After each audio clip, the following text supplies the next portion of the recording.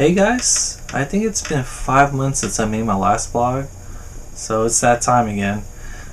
First and foremost, I want to wish everyone a happy new year. I hope everyone has a resolution set. I have. Usually by default I always say, be the better person I was last year, but this time around is a little bit different. My resolution for 2011 would be start training to become an MMA fighter. I've been looking around, and in South Florida, American Top Team's huge. Coconut Creek is the main office, and they've been expanding all over Florida. There's one in Boynton Beach, and I'm very interested in going there because it's really close by where I live. And the prices are not cheap if you want to do everything.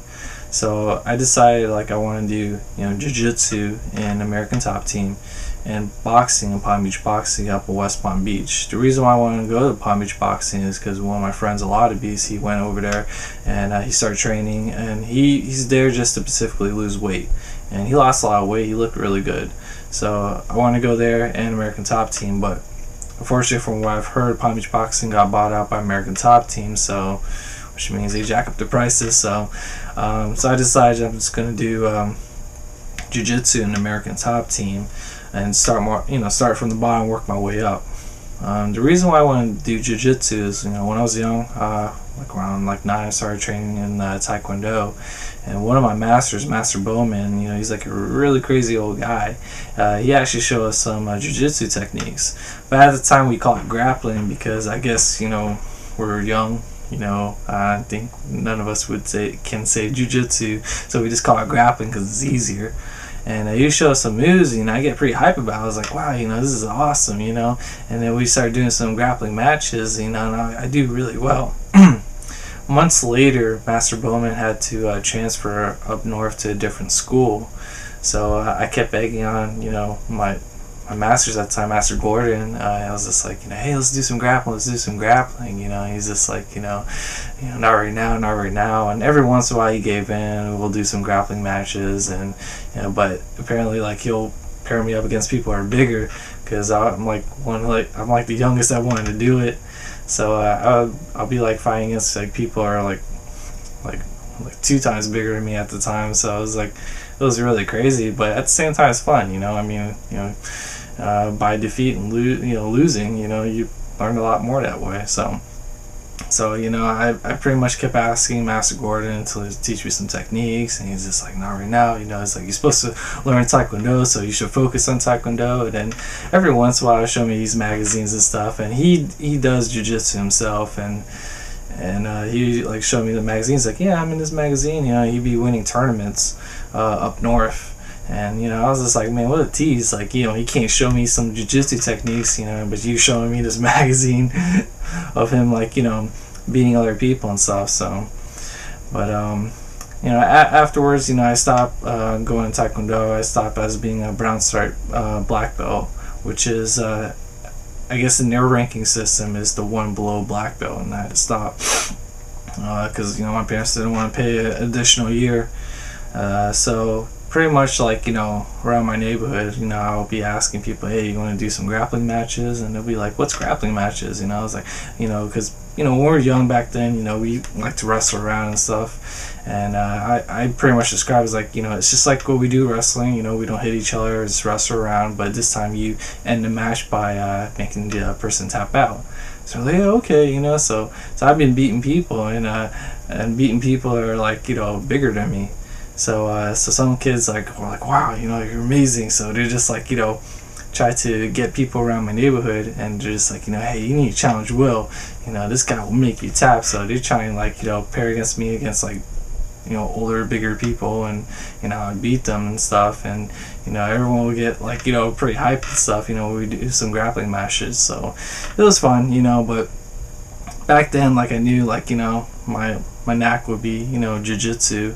But fortunately at the time, it's when I asked my parents, I was like, hey, it's you send me up some grappling classes, but I'm pretty sure they tried to look for grappling classes, and they couldn't find any. And even if they would try to find the proper term, which is jiu-jitsu, I'm pretty sure there's probably no other schools, because I didn't think that jiu-jitsu was big way back then, so especially in Florida. But now it's huge, so it's like, I definitely want to get in there and get the ball rolling. So I really can't wait.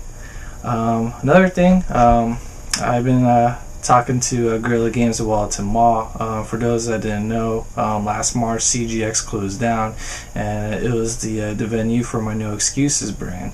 And months later, Gorilla Games took over the spot, and I've been talking to Gorilla Games for months to negotiate a deal, and we pretty much settled the deal. And I'm gonna host my tournaments, my No Excuses brand, in Gorilla Games, starting in January 22nd. January 22nd will mark as the 14th No Excuses event. We call it No Excuses 14 Comeback, which will feature Naruto Shippuden Gakuen Ninja Tyson Special and Super Street Fighter 4 on the PS3. Pretty much we carried everything that I did in CGX, except we're going to change some rules around. I decided to do single elimination and 2 character registration, and the reason being is because for the No Excuses brand, it's really designed for beginners or people who are trying to get their name out there basically. And I noticed some of the beginners will look at the rules, and I guess some of them take it for granted, because it's the double elimination, the typical, winner keeps character, loser chooses another character if they want. So the way that they practice isn't really how you should really practice for fighting game tournaments. They just don't really take winners seriously, but in losers, they'll tighten up, and they'll try to learn more than 2 characters, probably 5 or 7, just so they can get ready to counterpick somebody without perfecting one character at least, but they'll try to learn 7 characters. I guess they'll go through their special moves, I could do this character, I could do the specials on this character, move on to the next, without even knowing the fundamentals and basics. So hopefully with the rule change, with the new players and other players, they'll tighten up and and take it really seriously from the get-go, because it's single elimination, one match and you're out, so that adds a lot of pressure to everyone that comes in there. So, and on top of that too, I'm gonna have live stream in there, and my account will be ustream.com/user/WiLLevolution. So I'll let you guys know, I'll be posting on Twitter and Facebook and my website, the link, so to let everyone know. And it's gonna be tons of fun. I know there's a lot of people gonna show up. A lot of people have been asking for me before, Gorilla Games and I work with a deal. Everyone kept asking, so when's Will's gonna host a tournament? And I thought the people in Wellington is pretty cool, so I'm glad I'm gonna come back and see the Wellington people again. So it's gonna be fun, and I really hope that for locals, show up to this tournament and just have a good time, so. And just trying to think here. And and also with Gorilla Games, we're gonna do just more than just tournaments. I'm gonna talk to them more about having some sort of a casual night, so that way the locals will have a scheduled day to come in and practice, because with these new players, I like to sit with them and try to help them out to improve their game and spread the knowledge that I have, because I've been competing for over 10 years, and hopefully my knowledge will help them. And I just overall I'm doing all this just to improve, to help out the fighting game community. It's players come and players go, so it's really hard to get new players to get in the fighting game community, because it's not really too often a person plays fighting games and go, oh, I'm gonna find a tournament, so it's most people don't even know there's tournaments of their favorite game, so I'm trying just to reach out and try to get as much people to be exposed of the tournament scene, and and help them out as they go. And hopefully, we'll see some superstars from the No Excuses brand. So I can't wait. And I still gonna do the Back to Basics brand. You know, I'm still trying to work out with, you know, my other venues, and, you know, just go from there. And Back to Basics usually is geared towards, you know, the intermediate crowd. And you know, I like to do like 2 a month, you know, so I mean, you know, I have my No Excuses, my Back to Basics, and, you know, and I'm gonna be working quite hard, you know, for 2011.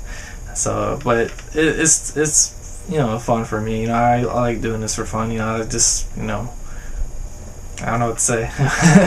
It's just like, you know, I always enjoy doing it, you know, so that's why I keep, you know, doing it for many years.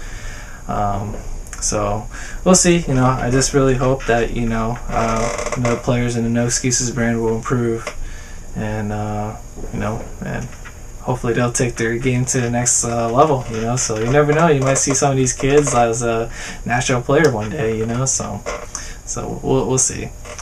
Also in January 1st is UFC 125, and I really can't wait for the card because Nguyen and Takanori Gomi's on there, and I really hope they do well. You know, I hope they don't get screwed like Nguyen. You know, I mean, he's just like Nguyen. Fought in the Ultimate Fighter finale against Leonard Garcia, and Garcia is like really known for just throwing random wild looping punches, and Nguyen is like really crisp. He's like on point, and Nguyen lost by a split decision. And there's like this fight metric that basically count like how many strikes that happened during the match, and I think like Nguyen got a total of like 100, and Leonard Garcia got like 60 or something. So yeah, there was a bit of a controversy in that match. So we'll see. I just hope, you know, Nguyen, Takanori Gomi, you know, represent and do their best. You know, and they got some hard opponents too. I think Nguyen got Nate Diaz, and Takanori Gomi got Clay Guida. So it's going to be an interesting bout. And also in that card, you know, they got like Thiago Silva and Brandon Vera.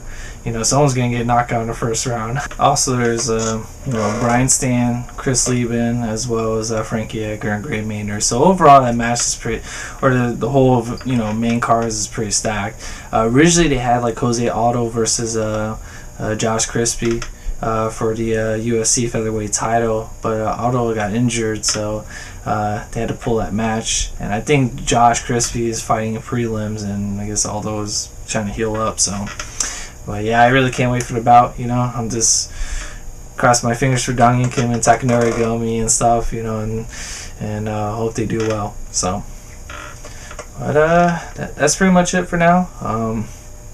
I might see you guys in 5 months doing these vlogs, but I'll try to make some more frequently. You know, I'll try to make it exciting for you guys and stuff. So, alright guys, take care. Peace.